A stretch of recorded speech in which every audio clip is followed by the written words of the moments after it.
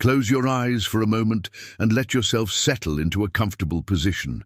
Take a deep, gentle breath and allow your mind to drift back through the centuries, back through time itself, to an era when the Mediterranean sun cast long shadows across marble columns, and the scent of olive oil and incense filled the warm evening air. Tonight, we're going to journey together into the heart of ancient Rome, but not to the gilded palaces of emperors or the marble halls of the Senate. Instead, we'll gently explore a world that existed in the shadows of glory, the harsh, complex reality of those who lived and died for the entertainment of others. We'll walk softly through the story of the gladiators, those men and women whose lives were both celebrated and condemned, whose existence was a paradox of fame and suffering, honor and degradation. Let your breathing slow as we begin this journey. Allow yourself to imagine the cobblestone streets of Rome, worn smooth by countless sandaled feet, the gentle murmur of Latin conversations drifting through the evening air, and the distant sound of water flowing through ancient aqueducts. This is a story told not with the harsh clash of swords, but with the quiet understanding that comes from looking deeply into the human experience, even in its most challenging forms. As you relax into this narrative, remember that while we speak of difficult realities, we do so with compassion and understanding, recognizing that every life, even those lived in the most trying circumstances, holds dignity and meaning. Let us begin our gentle exploration of this complex world, where humanity persisted even in the darkest corners of the arena. The morning sun rises over Rome, casting a golden glow across the 7 hills that cradle this magnificent city.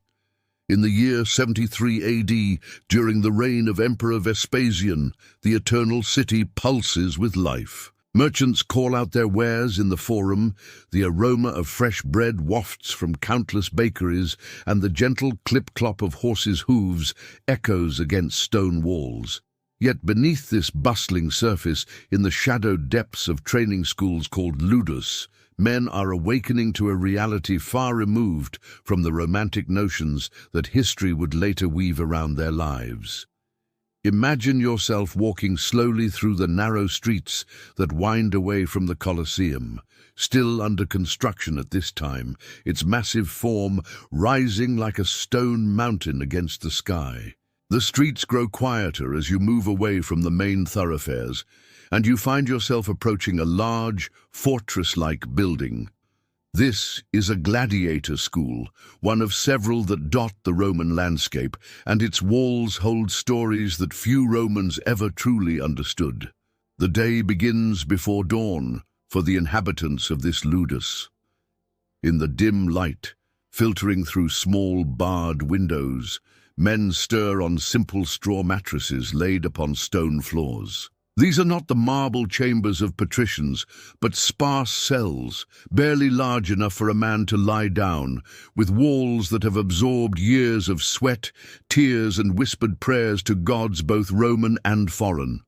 Listen carefully, and you might hear the soft rustle of straw as a man named Marcus awakens. He was once a farmer in Gaul, tending olive groves under an open sky, his hands knowing the gentle touch of earth and the satisfaction of harvest. But war came to his village, Roman legions marched through his fields, and his life changed forever when he was captured and sold into slavery. The transformation from free farmer to gladiator was not the glorious metamorphosis that Roman audiences imagined, but a slow, grinding process that wore away at a man's soul like water wearing away stone. Marcus's story was not unique. As you settle deeper into your comfortable position, let your mind wander through the various paths that led men and women to the gladiator schools. Some, like Marcus, were prisoners of war, captured in Rome's endless campaigns of expansion. Picture the vast network of Roman conquest, legions marching through Germanic forests, engaging Celtic warriors in Britain, subduing tribes in North Africa. Each victory brought not only treasure and territory, but human cargo destined for the slave markets. The morning routine in the ludus begins with a simple meal. Imagine the large communal area where gladiators gather, the air filled with the quiet murmur of conversations in a dozen different languages. There's the Germanic warrior, his blonde hair now cropped short, speaking in hushed tones with a fellow tribesman. Nearby, a Numidian from North Africa carefully tends to a small injury, his dark skin bearing the scars of training and combat. The diversity within these walls reflected the vast reach of Roman power, but it also created unexpected bonds among men who shared a common fate. The food itself was simple but carefully regulated. Gladiators were valuable property, and their owners, called lanistas, understood that maintaining their fighters in good physical condition was essential for profit. Barley, beans, dried meat, and occasional vegetables comprised their diet. The Romans had a term for gladiators, hordeari, or barley eaters, reflecting their grain-heavy diet designed to build mass and strength. Yet there was little pleasure in eating. Meals were consumed quietly, efficiently, with the understanding that the body was being fueled for purposes beyond the gladiator's own choosing. After this morning meal, the real work of the day began. Let yourself imagine walking slowly across the training area, a large courtyard surrounded by high walls. The ground is packed earth, worn smooth by countless hours of practice, stained dark in places by sweat and blood. Here, under the watchful eyes of trainers called magistri, gladiators learned the skills that would determine whether they lived or died in the arena. Training was methodical, almost ritualistic in its precision. Each type of gladiator had specific weapons and fighting styles that required years to master. The retiarius, or net fighter, spent hours learning to wield his weighted net and trident with deadly precision, his movements becoming a dance of cast and retrieve, thrust and parry. Watch him practice against a wooden post, his muscles developing the memory needed to survive in actual combat. The murmillo, heavily armored, with a large rectangular shield and gladius sword, learned to fight from behind his protection, his style methodical and defensive. The training day was long and exhausting.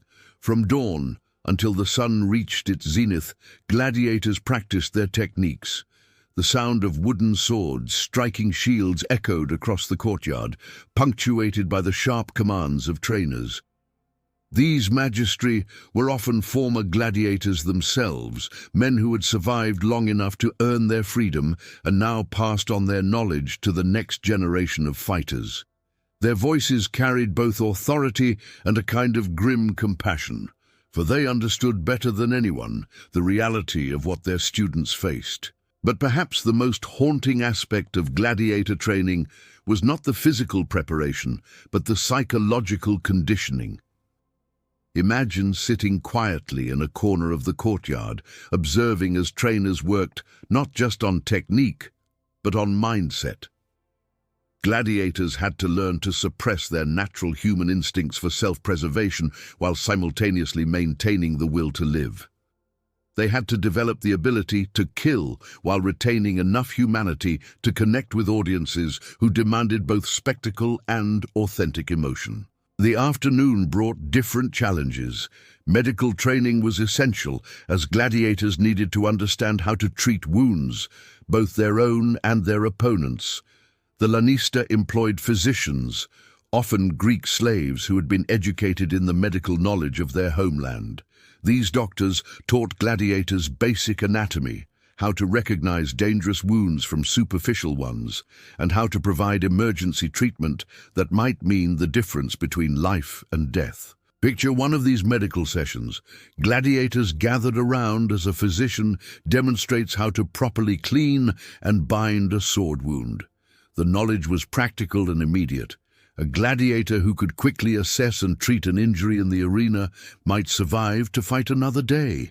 The irony was not lost on these men that they were being taught both how to wound and how to heal, often simultaneously. As the sun begins to set, casting long shadows across the training ground, the gladiator's day was far from over. Evening brought time for equipment maintenance and preparation. Each gladiator was responsible for caring for his weapons and armor, and this task was approached with the solemnity of a religious ritual. A dull blade or loose piece of armor could mean death, so every rivet was checked, every edge was honed to perfection. Imagine Marcus in his cell as darkness falls, carefully cleaning his sword by the light of a small oil lamp. The blade reflects the flickering flame as he runs a whetstone along its edge, the soft scraping sound, rhythmic and meditative. In these quiet moments, alone with their equipment, gladiators often confronted the reality of their situation most acutely. The sword in Marcus's hands was both protector and destroyer, the tool that might win him freedom or ensure his death. But gladiators were not merely killing machines, despite what Roman propaganda might have suggested. They were human beings with complex inner lives, relationships, and emotions. Let your mind drift now to consider the social dynamics within the ludus. Friendships formed between men who might one day be forced to fight each other to the death. These relationships were precious and painful, offering comfort and companionship while carrying the constant threat of loss. There was Lucius, a former Roman legionnaire who had been condemned to the arena for desertion. His military background made him a natural leader among the gladiators, and younger fighters sought his guidance. Yet Lucius carried the weight of knowing that his military training, once used to expand Roman glory, was now turned inward for Roman entertainment. The contradiction ate at him, but he found purpose in protecting and teaching his fellow gladiators. Love, too, found its way into these harsh circumstances. Gladiator schools sometimes housed female fighters, gladiatrices, and relationships developed despite the restrictions imposed by their captors. These connections provided emotional sustenance that helped gladiators maintain their humanity in dehumanizing circumstances. Imagine the quiet moments stolen between training sessions, two people finding solace in each other's presence while knowing that their time together was borrowed against an uncertain future. The relationship between gladiators and their lanistas was complex and varied greatly, depending on the individual owner. Some lanistas saw their gladiators purely as investments, treating them with the same emotional detachment they might show toward livestock. Others developed genuine bonds with their fighters, recognizing their humanity while still profiting from their skills.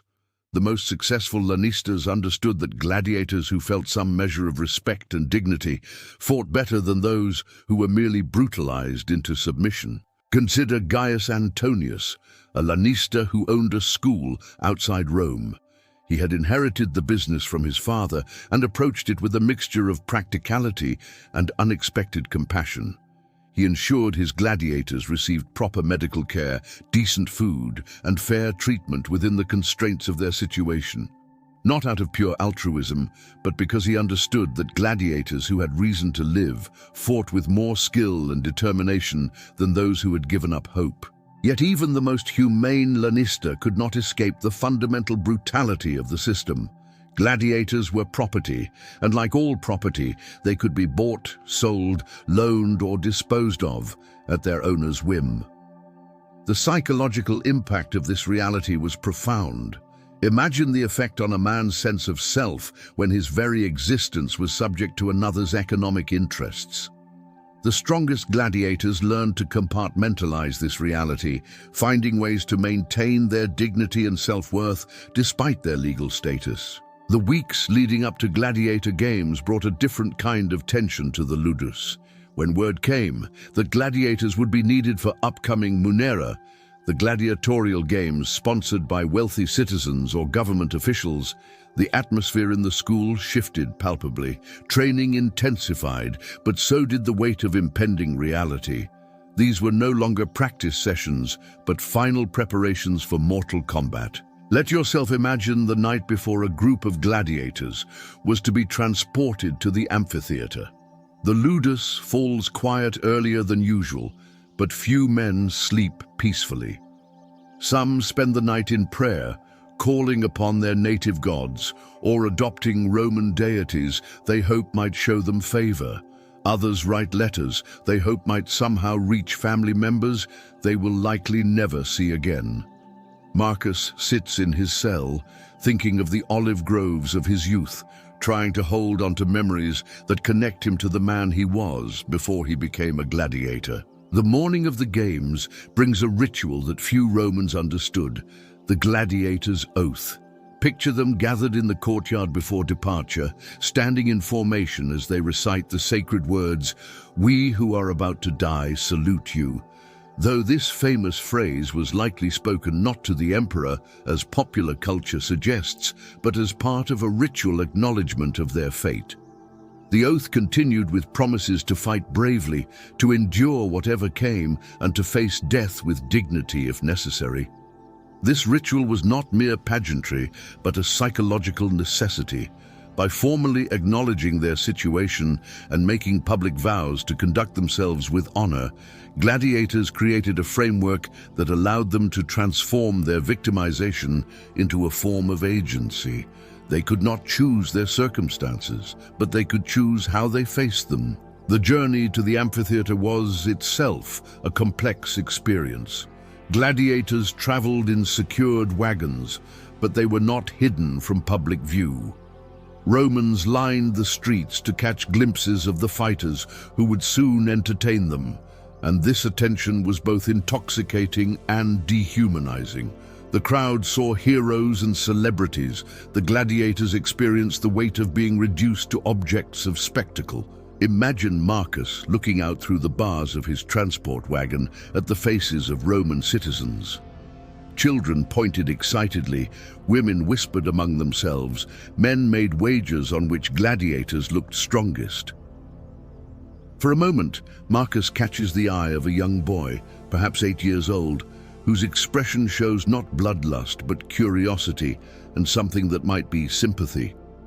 It's a brief connection across the vast divide between free and enslaved, but it reminds Marcus that even in the arena, individual humanity persists. The holding areas beneath the amphitheater were designed to process gladiators efficiently while maintaining the mystery that enhanced their appeal to audiences.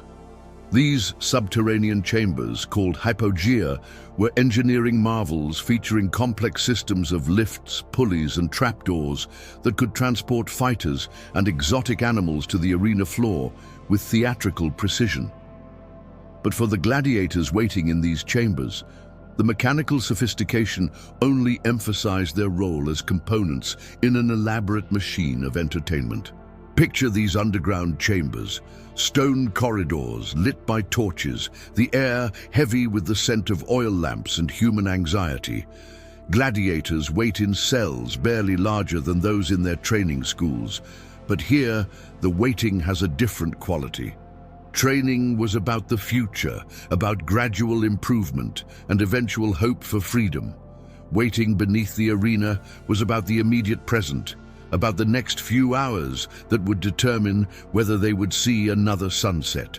The sounds from above filter down through stone and timber, the roar of crowds, the announcer's voice echoing across the arena, the occasional crash of scenery being moved into place. These sounds create a strange intimacy between the gladiators below and the audience above, a shared anticipation that connects them across the fundamental divide of their circumstances. Medical attendants moved among the waiting gladiators, performing final checks on their physical condition and making last-minute adjustments to equipment. These attendants were often gladiators themselves, men whose fighting days were behind them, but who remained within the system in support roles. Their presence provided a kind of comfort, the reassurance that came from being attended to by someone who truly understood what lay ahead. Let yourself imagine the moment when a gladiator's name was called, when the mechanical systems beneath the arena floor carried him upward into the blinding Mediterranean sun and the deafening roar of 20,000 spectators. The sensory shock was overwhelming, the sudden brightness after hours in dimly lit chambers, the volume of crowd noise that seemed to press against the body like a physical force, the smell of sand mixed with blood and sweat from earlier contests. Marcus steps onto the arena sand for the first time, and the world transforms around him. The amphitheater seems impossibly vast, its walls rising in tiers that seem to reach toward the sky itself. Every seat is filled, and the faces of the spectators blur together into a single entity, a creature with thousands of eyes and voices that speaks with one overwhelming voice. For a moment, the sheer scale of the spectacle threatens to overwhelm his carefully cultivated mental preparation. But Gladiator training included psychological preparation for exactly this moment. Marcus draws on months of instruction about focus and breathing. He deliberately narrows his attention, excluding the crowd and concentrating on his immediate environment. The feel of sand beneath his feet, the weight of his weapons, the position of his opponent. This tunnel vision was a survival skill, allowing gladiators to function effectively despite the overwhelming external stimuli. The combat itself was far more complex than popular culture suggests. Rather than frenzied, chaotic violence, gladiatorial combat was highly ritualized and surprisingly technical. Different types of gladiators were paired according to specific traditions that balanced their strengths and weaknesses, creating contests that were both dramatic and relatively fair. The Retiarius, with his net and trident, faced the heavily armored Secutor. The lightly armed Thracian fought the shield-bearing Mamillo. These pairings were designed to showcase different fighting styles while providing genuine uncertainty about the outcome. Imagine watching Marcus fighting as a Mamillo as he faces a Thracian opponent. The Thracian is faster and more agile, darting in and out with his curved seeker sword, looking for openings in Marcus's defense. Marcus responds with the patient, methodical style he has practiced thousands of times, using his large shield to control distance and waiting for the right moment to counterattack with his gladius. The fight is a chess match played with deadly pieces, each fighter probing for weaknesses while protecting his own vulnerabilities. The crowd's reaction to combat was more nuanced than simple bloodlust. Educated Romans appreciated technical skill and tactical intelligence.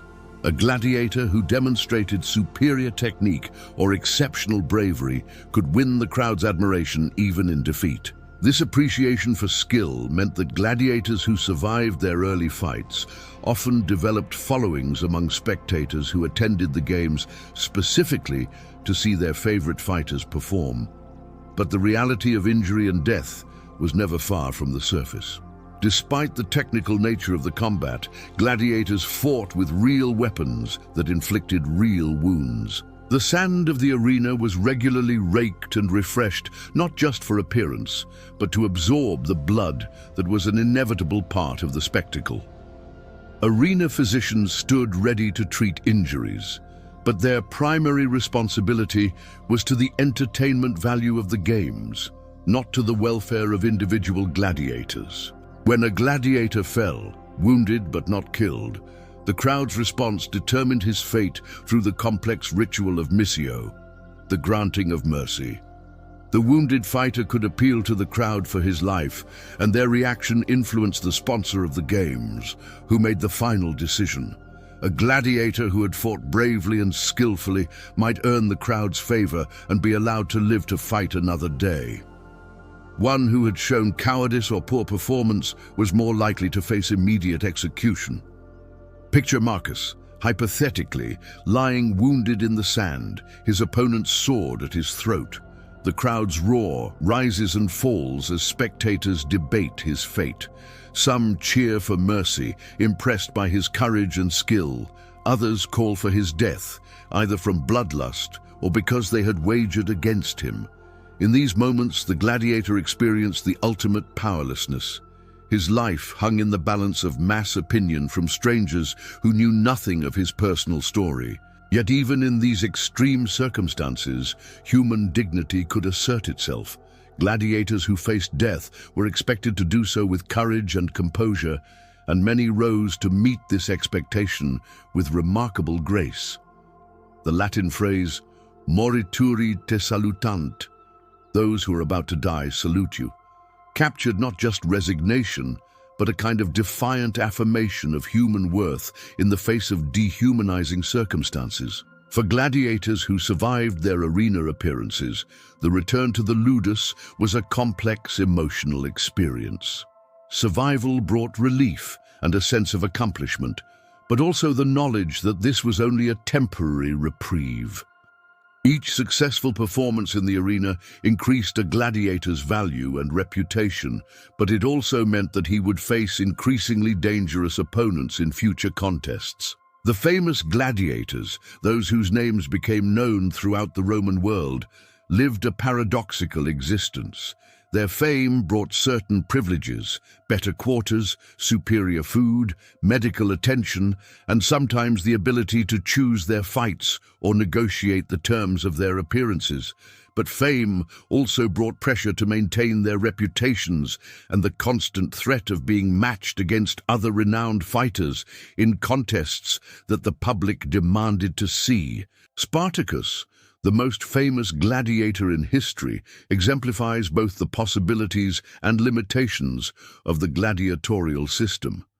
His rebellion in 73 BC began at a gladiator school and grew into a full-scale war that threatened Roman authority throughout southern Italy. But Spartacus's story also demonstrates the brutal realities that drove even successful gladiators to desperate measures. Despite his fame and skill, he remained property, subject to his owner's will and the demands of public entertainment. The gladiator rebellion led by Spartacus revealed the depths of resentment and desperation that the system created. These were not mindless killing machines rising up in random violence, but intelligent, skilled fighters who had been pushed beyond endurance by the contradictions of their existence. They were simultaneously celebrated and degraded, valuable and disposable, famous and powerless. Let your mind drift now to consider the broader social implications of the gladiatorial system. The games served multiple functions within Roman society beyond simple entertainment. They provided an outlet for the violent impulses of the urban population, channeling potential social unrest into controlled spectacle. They demonstrated Roman power and wealth to both citizens and foreign visitors.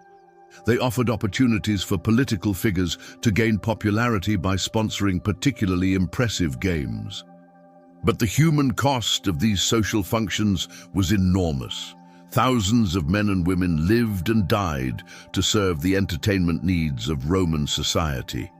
The psychological trauma inflicted on both participants and spectators contributed to a culture that became increasingly desensitized to violence and human suffering.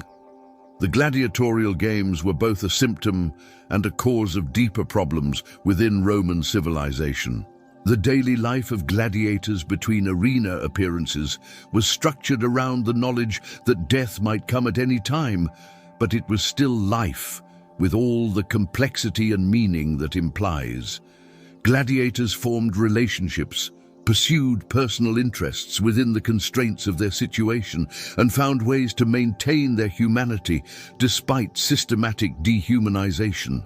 Some gladiators became teachers, passing on their skills to newer fighters. Others developed expertise in areas like medicine or equipment maintenance that made them valuable beyond their fighting ability. A few managed to save money from prize winnings and gifts from admirers, eventually purchasing their freedom or earning manumission through exceptional service. The possibility of freedom was what sustained many gladiators through years of training and combat. Successful gladiators could earn their release after a certain number of victories or years of service. The wooden sword, or rudes, presented to a freed gladiator, was a symbol of transition from property to person, from fighter to citizen. Yet the path to freedom was long and uncertain, and many gladiators died before achieving it. Even for those who won their freedom, the transition back to normal society was challenging.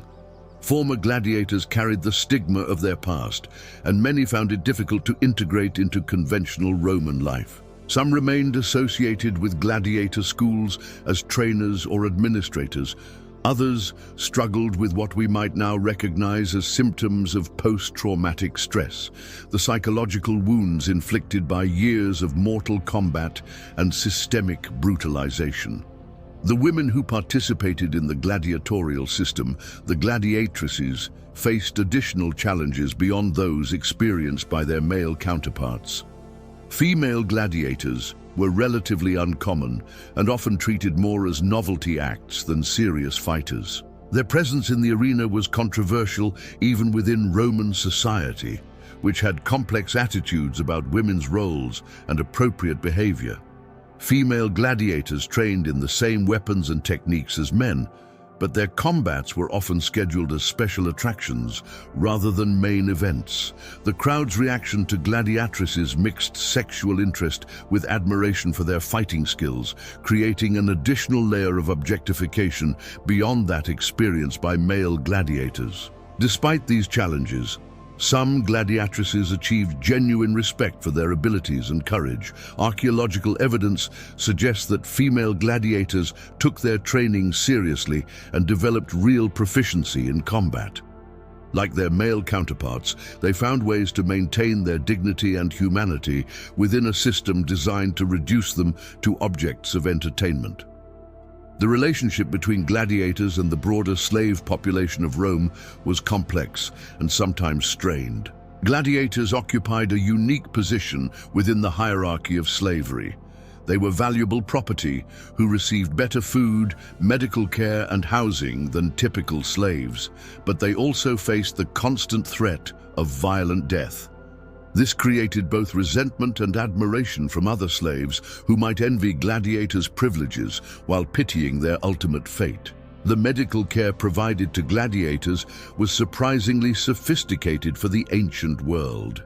Gladiator physicians developed advanced techniques for treating wounds, setting bones, and managing the physical trauma that was an inevitable part of their patients' profession. These medical advances sometimes spread to the broader population as techniques developed in gladiator schools were adapted for treating legionnaire injuries and civilian medical needs. Archaeological evidence from gladiator cemeteries provides poignant insights into the human reality behind the public spectacle. Grave inscriptions reveal personal details. Gladiators' names, their fighting records, their places of origin, and sometimes touching personal messages from friends or lovers. These memorials humanize figures who were often reduced to statistics or entertainment value in contemporary accounts. The economics of the gladiatorial system were complex and far-reaching. Gladiator schools represented significant investments, requiring facilities, equipment, trainers, physicians, and ongoing maintenance costs. The most successful lannistas became wealthy through careful management of their human assets, while others lost fortunes through poor decisions or bad luck. The entire industry supported numerous ancillary businesses, weapons manufacturers, medical suppliers, food vendors, and betting operations. Yet behind all the economic calculations were human beings whose lives were measured in entertainment value and profit potential. The financial success of the gladiatorial system depended on the willingness of participants to risk their lives for the amusement of others, a transaction that reflected the deep inequalities and moral contradictions within Roman society. As the Roman Empire evolved, so did the gladiatorial games. What began as funeral rituals honoring prominent citizens grew into massive public spectacles that consumed enormous resources and commanded imperial attention. The Colosseum, completed during the reign of Domitian, represented the pinnacle of arena architecture and the institutionalization of gladiatorial combat as a central feature of Roman culture. But the increasing scale and frequency of the games also intensified their human cost. More gladiators were needed to fill larger arenas and satisfy growing public demand for entertainment. The training schools expanded, the recruitment of fighters became more systematic, and the entire industry grew in size and sophistication. Yet the fundamental reality remained unchanged. Human beings were being systematically trained and conditioned to kill and die for public amusement. The psychological effects of this system extended beyond the gladiators themselves to the trainers, physicians, guards, and administrators who participated in their daily lives. These support personnel developed professional relationships with gladiators while knowing that their job was ultimately to prepare these men and women for probable death. The emotional strain of maintaining such relationships created its own form of psychological trauma. Religious beliefs provided some comfort to gladiators facing the constant threat of death. Many retained the gods of their homelands, finding solace in familiar spiritual practices despite their changed circumstances. Others adopted Roman deities, particularly those associated with war and protection. Some gladiators became followers of mystery religions like Mithraism, which offered hope for afterlife rewards for those who faced death bravely. The rituals surrounding gladiatorial combat reflected this religious dimension. Gladiators often prayed before fights, made offerings to protective deities, and wore amulets or carried tokens believed to provide spiritual protection. These practices helped fighters maintain a sense of agency and hope despite their powerless legal status. The seasonal rhythm of the gladiatorial games created cycles of tension and relief within the training schools. Summer brought the peak season for public games, when demand for gladiators was highest and training intensified accordingly. Winter provided a relative respite, though training continued, and fighters used this time to recover from injuries and prepare for the coming season. These seasonal patterns affected not just the fighters, but their entire communities.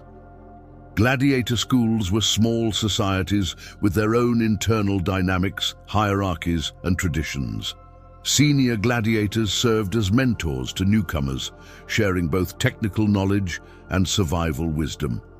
Friendships formed around shared experiences of training and combat, creating bonds that transcended the artificial boundaries imposed by slavery.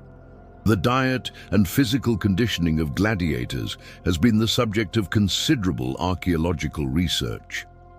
Bone analysis from gladiator cemeteries reveals that these fighters were generally well-nourished compared to the broader slave population, but their bones also show evidence of the massive physical stress imposed by their training and combat.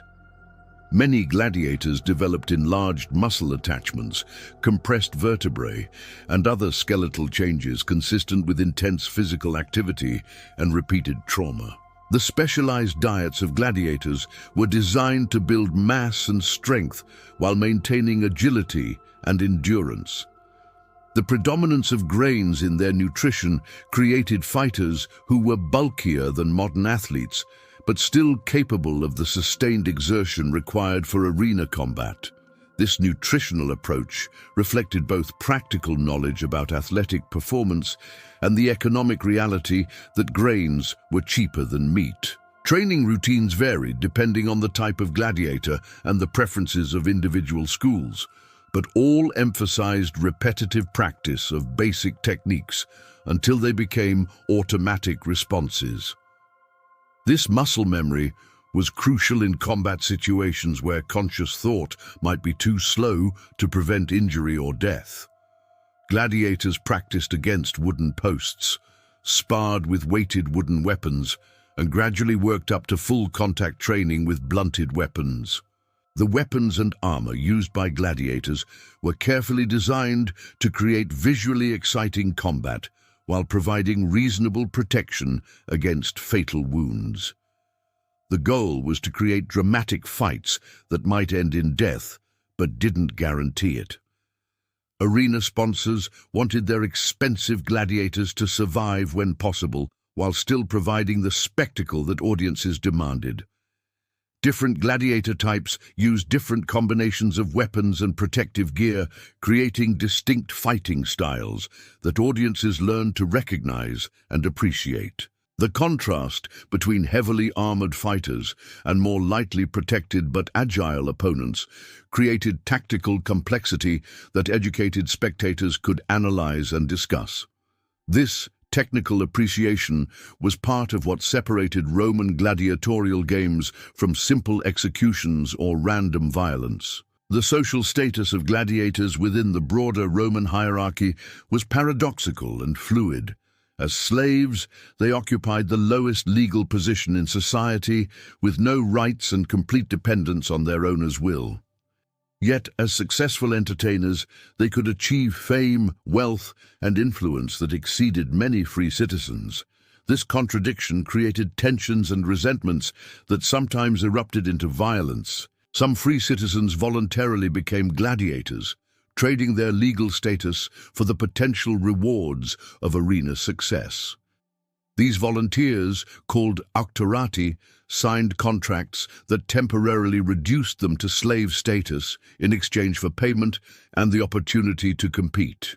Their decision reflects both the potential financial rewards of gladiatorial success and the limited economic opportunities available to some free Romans. The phenomenon of voluntary gladiators also reveals something important about Roman attitudes toward honor, courage, and death. For some Romans, the arena represented an opportunity to demonstrate virtues that were highly valued in their culture: bravery in the face of danger, skill in combat, and grace under pressure. The fact that free citizens would voluntarily enter gladiator schools suggests that the Roman understanding of these values was complex and sometimes contradictory. The retirement of successful gladiators was a significant social event that reflected their unique position within Roman society. A gladiator who earned his freedom through exceptional service or performance received the wooden sword that symbolized his transition back to civilian life. But this transition was often difficult, as former gladiators struggled to find their place in a society that had simultaneously celebrated and degraded them. Some retired gladiators remained connected to the gladiatorial world as trainers, school administrators, or advisors to lanistas. Their experience and knowledge made them valuable even after their fighting days ended. Others attempted to integrate into normal Roman society, sometimes successfully, but often carrying the psychological and physical scars of their arena careers. The medical knowledge developed through treating gladiator injuries contributed to advances in surgical technique and trauma care that benefited Roman society more broadly. Gladiator physicians became experts in wound treatment, bone setting, and pain management. Some of these medical professionals were themselves former gladiators who had developed expertise through necessity and personal experience. The architectural legacy of gladiatorial combat extends far beyond the famous Colosseum to include amphitheaters throughout the Roman world. These structures represent massive public investments in entertainment infrastructure, reflecting the central role that gladiatorial games played in Roman civic life. The design of these buildings prioritized both spectacle and crowd control, accommodating thousands of spectators while maintaining clear sightlines to the arena floor. But perhaps the most lasting legacy of the gladiatorial system was its impact on Roman culture and values. The games normalized violence as entertainment and created a society where human suffering became a form of public amusement. This cultural acceptance of brutality as spectacle contributed to the broader militarization of Roman society and the devaluation of human life that characterized later imperial periods. The individual stories of gladiators remind us that behind every historical system, no matter how grand or terrible, are human beings trying to maintain their dignity and humanity under impossible circumstances. Marcus, our imaginary Gallic farmer turned gladiator, represents thousands of real men and women whose names are lost to history, but whose experiences shaped one of history's most complex and contradictory institutions. As our journey through the world of Roman gladiators draws to a close, take a moment to reflect on the profound human capacity for resilience and dignity in the face of dehumanizing circumstances. These men and women, stripped of their freedom and forced to fight for others' entertainment, found ways to maintain their humanity, form meaningful relationships, and create purpose within a system designed to reduce them to objects. Their story is not just about ancient Rome, but about the eternal human struggle to preserve dignity and meaning under oppressive conditions. In gladiator schools and arenas across the Roman world, people faced impossible choices with courage and grace, finding ways to assert their humanity even when society denied their personhood. The legacy of the gladiators extends beyond the violence and spectacle for which they are remembered. Their experiences illuminate fundamental questions about human nature, social justice, and the price of entertainment. They remind us that every historical period, no matter how distant or different from our own, was populated by real people with hopes, fears, relationships, and dreams. As you prepare for sleep, let yourself imagine not the clash of swords or the roar of crowds, but the quiet moments of human connection that sustained these remarkable individuals. A whispered word of encouragement between fighters, a gentle touch from a physician treating wounds, a shared meal among men who faced an uncertain future together. In these simple acts of compassion and solidarity, the true heroism of the gladiators reveals itself. Rest now, knowing that even in history's darkest chapters, human dignity and compassion found ways to survive and flourish.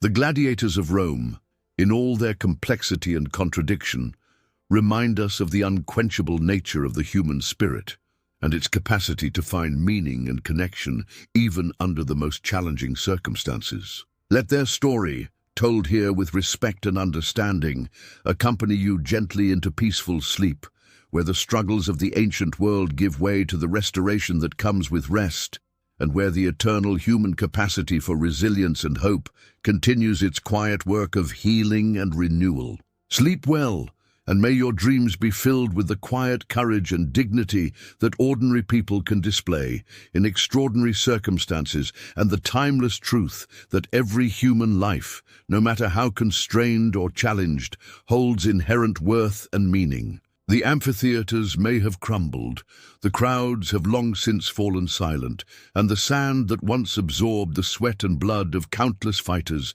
has been scattered by centuries of wind and rain. But the essential human truths revealed in those ancient arenas remain as relevant today as they were 2,000 years ago. In the quiet darkness of sleep, we can honor the memory of those who fought, not by glorifying their violence, but by remembering their humanity. Let the gentle rhythm of your breathing carry you now into the peaceful realm of rest, where the harsh realities of ancient Rome give way to the restorative power of sleep. In your dreams, may you find not the brutality of the arena, but the quiet strength that enabled human beings to endure, to care for one another, and to maintain hope even in the most hopeless circumstances. The story of the gladiators, told here in the soft shadows of evening, reminds us that history is not merely a collection of dates and events, but a tapestry woven from millions of individual human experiences.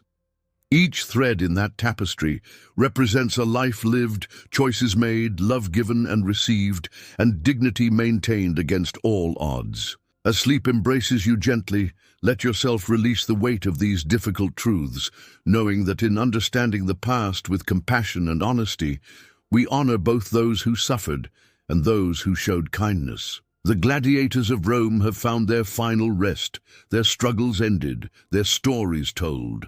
Now it is time for your own rest, peaceful and undisturbed, filled with the quiet satisfaction that comes from bearing witness to the full complexity of human experience. Close your eyes completely now, and let the soft darkness carry you away from ancient amphitheaters and training grounds, away from the dust and heat of long-ago summers, into the gentle embrace of sleep, where all struggles cease and all stories find their peaceful conclusion. Rest well, knowing that in listening with compassion to the voices of the past, you have honored their memory and added your own thread to the continuing tapestry of human understanding and empathy. Sleep deeply, sleep peacefully, and let your dreams be filled with the quiet heroism of everyday kindness, the enduring power of human connection, and the eternal truth that even in the darkest chapters of history, the light of human dignity never entirely dies, but continues to shine however faintly, waiting for those who care to see it and remember.